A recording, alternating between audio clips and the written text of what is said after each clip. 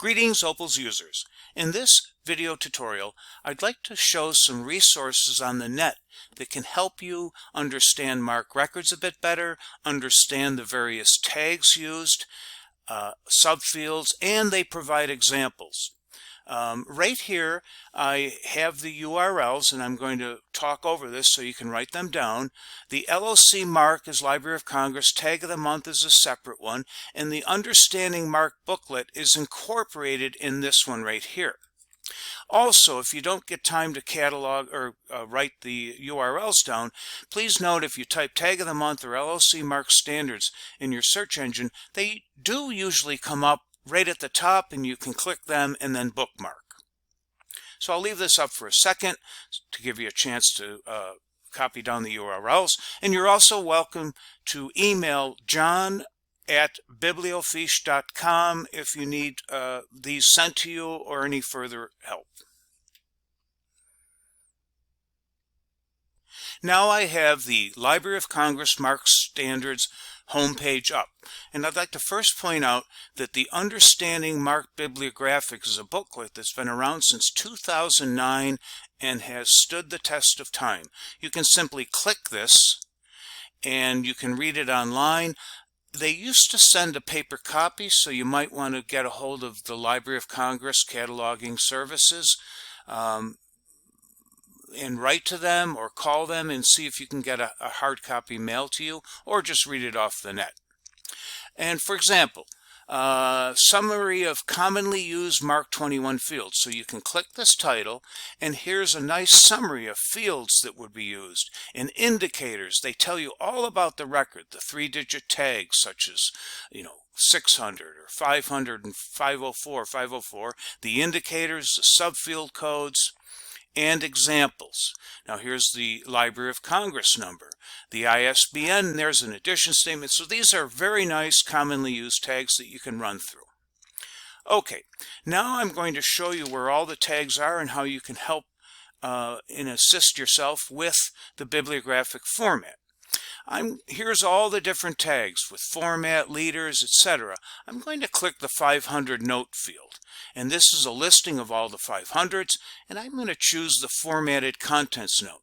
The formatted contents note is used if you have short stories combined in one anthology, or poems, or other books that you have different things that you'd like to be searchable in your OPAC.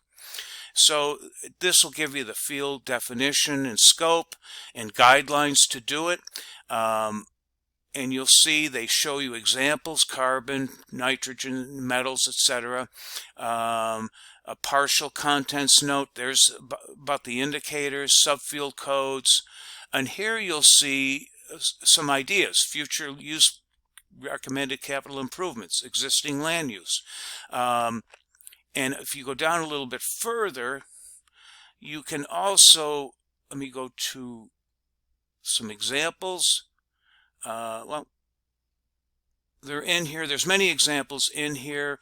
I think they also talk about names, or if there's a contents note that you have people, children of the White House, you can put, or people in the White House that weren't the president, you can put those in, etc., etc. If they're in the book, then you can add them. So if someone's looking up, say, Hillary Clinton, or whoever might be a person that had lived in the White House, if you have those in the 505, your patrons will be able to find them. They'll be able to find something on a certain person in the White House or who's lived there, even though you don't have it as a subject heading, but it's part of an anthology or a book about the White House. Okay, so now I'm going to go back and just show you one more. The 600 fields. I have to go back one more. I'm going down to the 6XX, and here's all the 600 fields. And just by looking at this might help you out. 600 is personal name. 610 is corporate name. You can click full and learn about it a little bit better. A meeting name. A uniform title for a subject heading. Chronological term, 648. 650, subject adding topical term, such as football, basketball, weather, baseball, science, whatever it might be, that would be a topic term. And then you can also put subfields underneath it. So if you had something like a geographic name, the 651, there are subfields, so you could put additional information such as the chronological aspect of that place with different subfields. So this will help you, first of all, just know the MARC tags for these things, and if you read about them, you'll get a good idea of how they work. Okay. I'm going back to the main page again. There is a section on holdings records, and I will be describing that table of contents and the different holding fields, and we use the 852, and you're welcome. You could click this and it'll give you a good idea of the location, the full, etc., etc., subfield codes that we use as well. And for example, the X is a non-public note.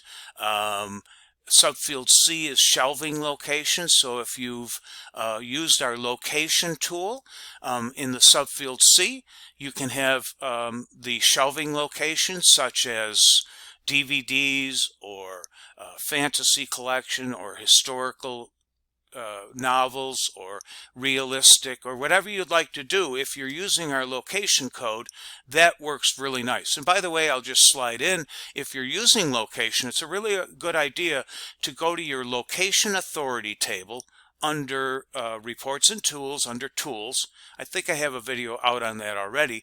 And then you can put in authorized locations, so you always have consistency in your catalog. So that's a little bit about the holdings. Here's the front page of their site again. And now I'm going to move to the Follett Tag of the Month. And this is a very nice site. In fact, I think some of the introductions are a little bit easier to understand than the Library of Congress. So if you'd like to use this resource, you'll simply open up Tag of the Month, click Tag of the Month Bibliographic Archives, and then you can come down and look at the various fields. So we already looked at the 505 field. Let's look at it again in the Tag of the Month. Now you'll see it's written slightly different. The formatted contents note helps identify specific contents within a book or holding. Use this note to list poems within a collection or the short stories within an anthology, etc. One question I get frequently is, what if you have a book that has the 1,000 best poems ever written? Well, it might be a bit much and might take you too long depending on your resource to write all 1,000 out. So I'm a librarian, but I've asked other librarians what would they do, and often I hear the response, they would put in the popular ones that are used, short stories, poems, and the like. They would just add the popular ones to the 505. So that is the 505. We can come back and go down to, say, the 600 notes. So here's a 650, a subject added topical term.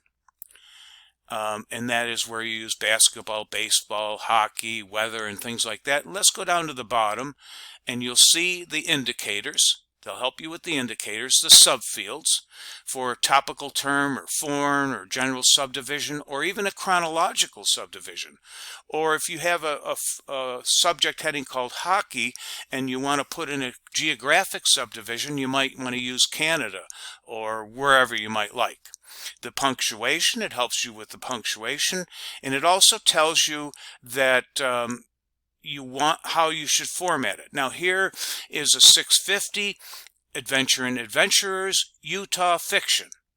And again, these kind of things will make your Opals catalog very robust, and your users will get much out of the cataloging of a robust record.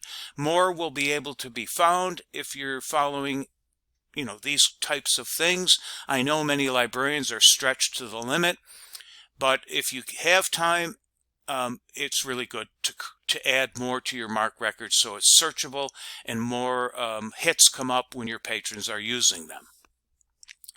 Okay, we've reached 10 minutes. That's long enough.